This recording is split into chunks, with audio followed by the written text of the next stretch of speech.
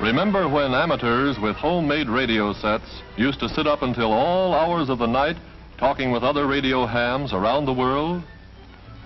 How they'd pick up a lad in Fairbanks, Alaska that was someday to pioneering with elements capable of girdling the globe. Boys like these held in their hands a weapon that was someday to play an important part in the defense of our land.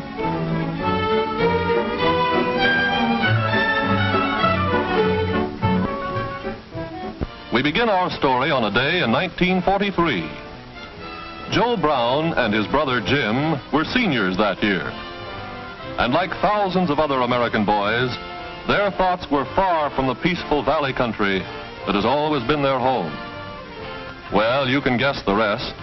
That Signal Corps poster caught Joe's eye, and it wasn't long before he enlisted. And 2 days later, Brother Jim walked into a Navy recruiting office, sore as a boil that Joe had beaten him to the punch.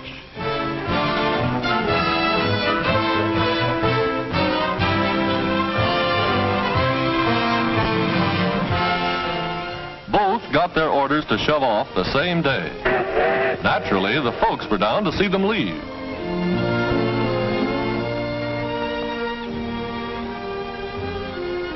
Mother used to say that Junior, the youngest, always worshipped his brother Jim.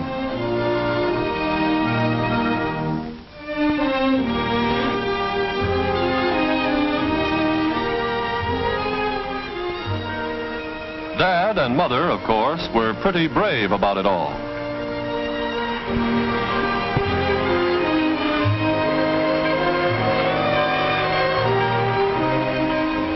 And so, like millions of other American boys, Jim and Joe...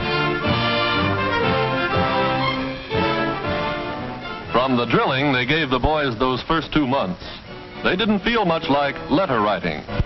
To hear Jim tell it, the only time they didn't drill was when they were eating or sleeping.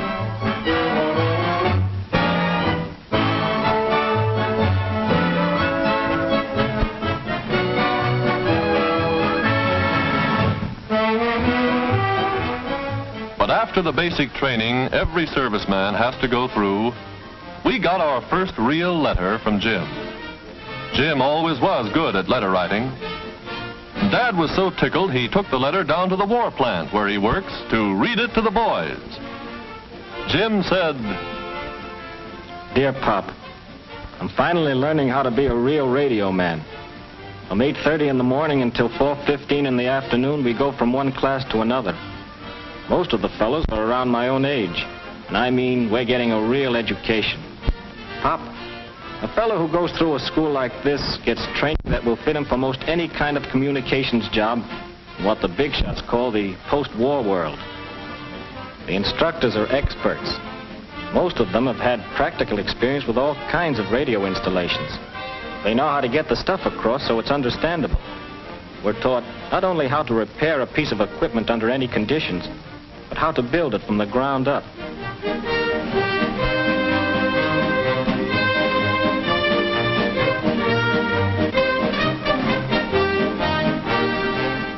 Of course, the big radio manufacturers are working exclusively for the Army and Navy and keep us posted on all the latest improvements.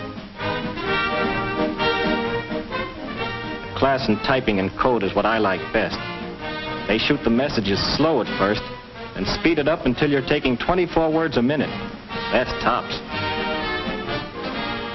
After we learn what makes the darn things tick, we get individual instruction on equipment, just the same as they have aboard ship. Pop, speaking of ships, don't think the Army boys are the only ones using walkie-talkies. We have a course in portable equipment that's just as thorough as they come.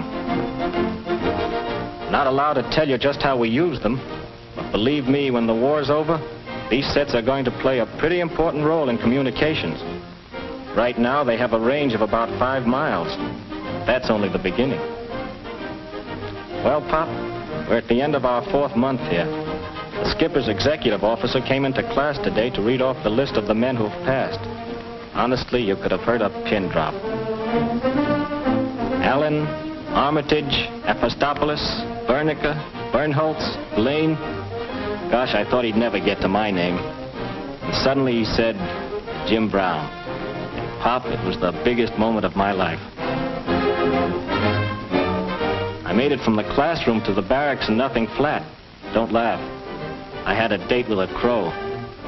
You see, the crow is what Navy men call a rating. Each man keeps his crow under his mattress until he's earned the right to wear it. When the time comes, he can't get the needle and thread out fast enough. That emblem says, "I'm now a radio man, 3rd class." Anytime you see a fellow wearing it, you can bet your boots he knows his stuff. I don't mean that to be bragging, but only the fellows who have gone through a Navy communications school know what it really means to rate it.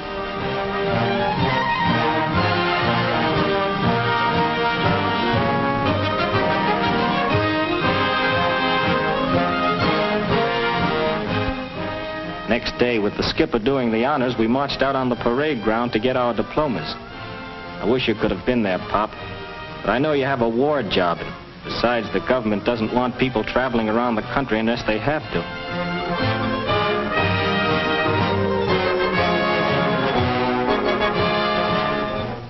I'm sort of proud of that sheepskin, Pop. I'm mailing it home to you and Mother.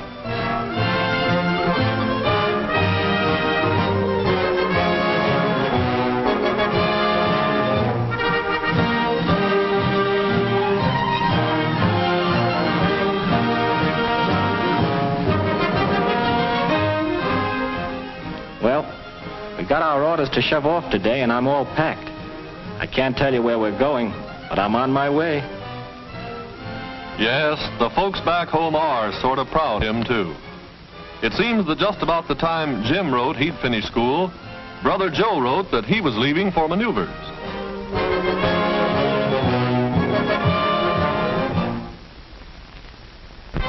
A full-fledged sergeant now, earning $98 a month, Joe Brown climbs aboard a radio-equipped scout car as Division X of a mythical Blue Army goes on final maneuvers before sailing overseas. Their objective, to surprise and capture an enemy airport. How radio plays its dramatic role in modern warfare is graphically portrayed as we follow a motorized striking force into the field.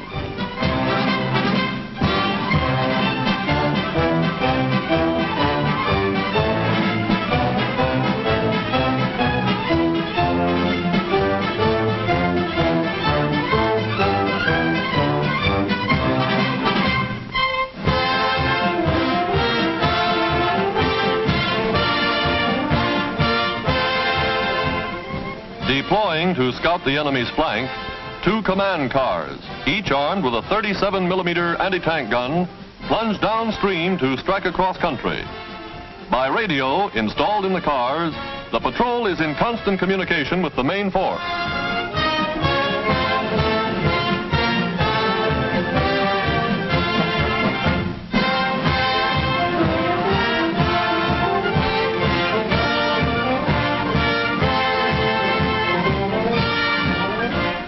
From his own position, Joe flashes word that the convoy is being attacked by low-flying bombers.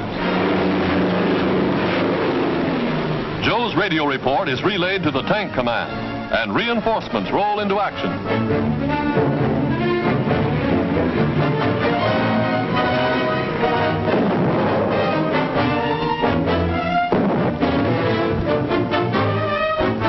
Radio, serving in many coordinator of modern battle.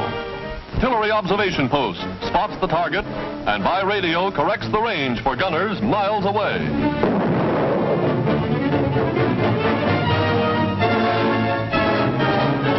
Calling base point, 300 right, 400 short, shell Mach 1. Fuse short, right 40.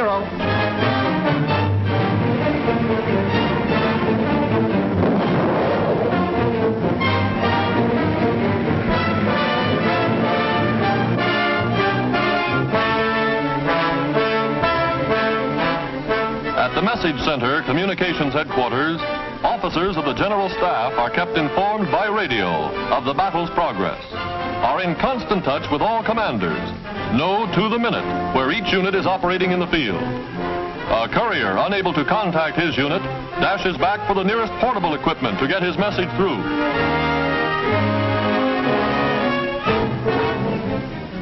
As Position K. Barker, Fred, Barrier, Blue. Williams Landing, cover 1. By radio, our sergeant gets the message and contacts a reconnaissance plane scouting the area. Radio, coordinating the action. Radio, making possible combined operations between all branches of the service.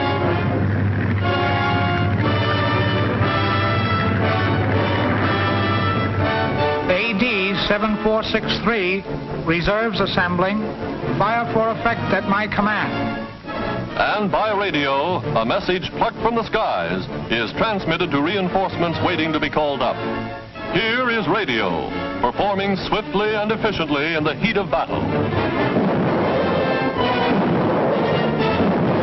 Ace point, 1 right, 2 short. Range 4,000. Fire! Airborne, calling airborne. This is Ridgely White. Airborne, this is Ridgely White. Airport, okay to land. Come on in. Over. Yes, radio flies with the paratroops, lands with the men, ready for instant action. Calling airborne squadron 2, Ridgely Black. First wave landed. Come on in. Over.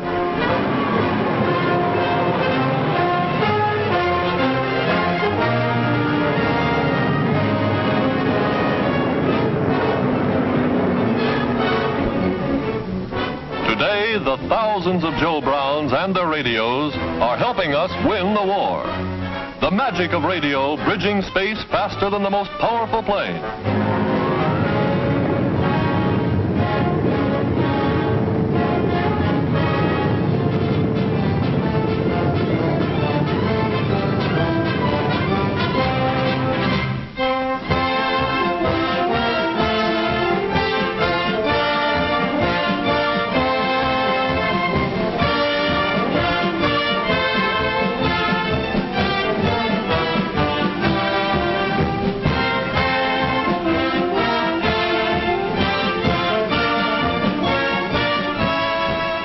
Thanks to radio, Sergeant Joe Brown is able to report, mission accomplished. Nerve center and pulse of our entire communication system are the great Army and Navy message centers in Washington. Messages to and from the High Command, transmitted by voice and by code to our fighting forces in all parts of the world. Navy Department, NSS Headquarters 305. Proceed with operation according to plan. This is Washington, WAR, at H hour -20, execute Plan Z, over. And by radio, by all the means of communication known to man, 100, 1,000 forces begin to move. Supply depots, embarkation points, ships at sea, all ready for H hour -20, execute Plan Z, over. And so, from an unnamed port, troops whose regiment shall also be nameless board a transport that bears only a number. Plan Z is being put into operation.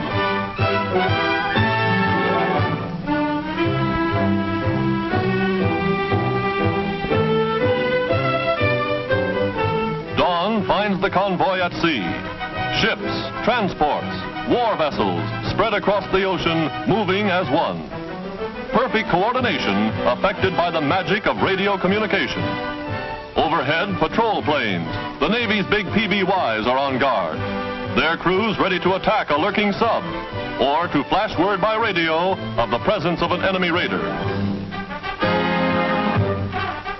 Aboard the carrier, flagship of the force, the radio room is on the alert.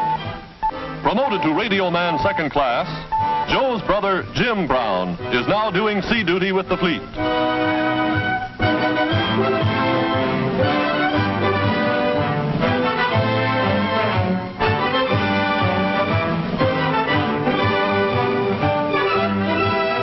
Now, steaming boldly into enemy waters, warships clear decks for action.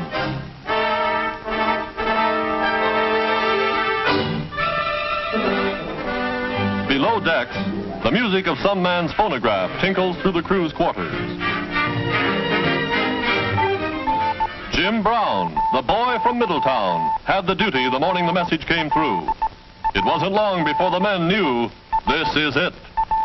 From the bridge, orders are flashed, and by loudspeakers in every part of the ship, the call is battle station.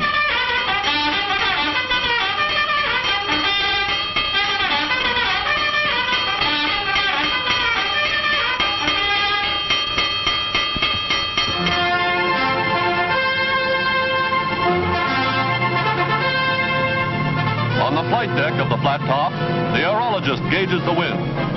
The Airedales are ready for action. Now, all they've learned, all they've trained for, is put to the test. Pilots, gunners, radio men know that the honeymoon is over. This time, it's the real thing.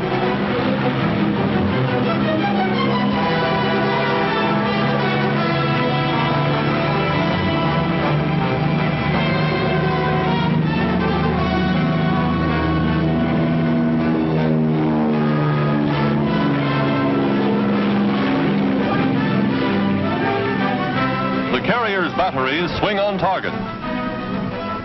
In the radio room comes final word from the fighter squadrons. Enemy planes attacking in force.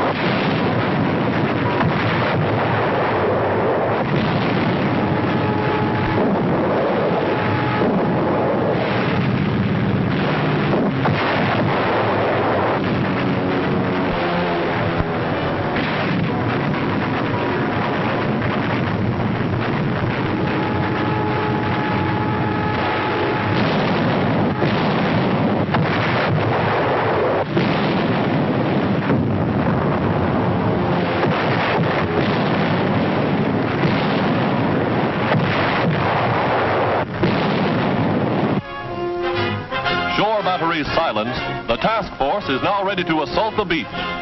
In landing boats, manned by tough Coast Guard and Navy crews, they prepare for invasion.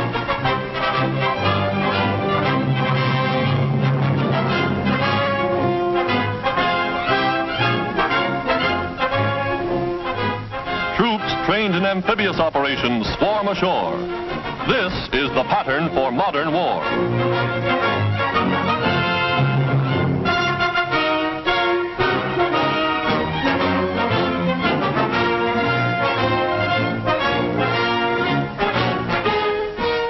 Landing with the first wave, radio units establish communication with ships offshore.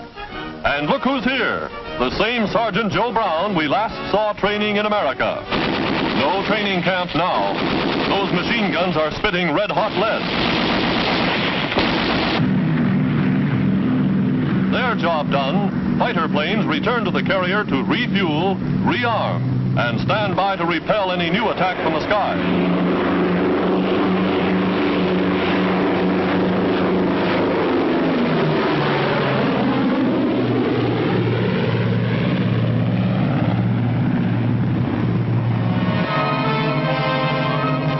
Proceeds according to plan. Troop reinforcements, heavy equipment, big guns and amphibious tanks.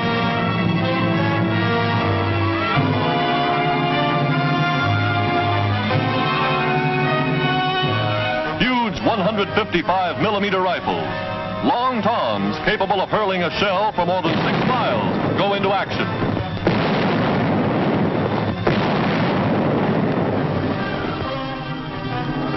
Following in the wake of the artillery barrage, jungle fighters press forward, wiping out snipers and enemy pillboxes one by one.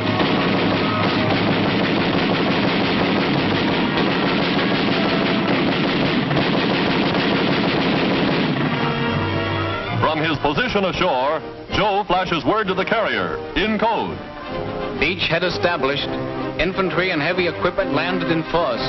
Operation proceeding according to plan. Situation well in hand. CO reports, enemy positions neutralized. Garrisons in flight. Our patrols following advantage.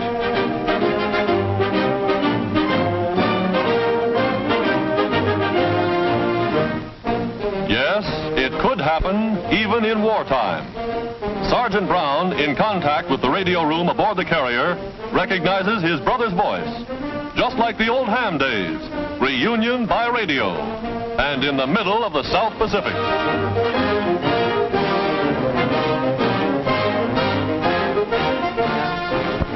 And back in Washington, thanks to radio equipment, American men and women of industry, thanks to the courageous use of radio by the United States Army Signal Corps and the United States Navy Communications Department, of the dramatic story of radio at war.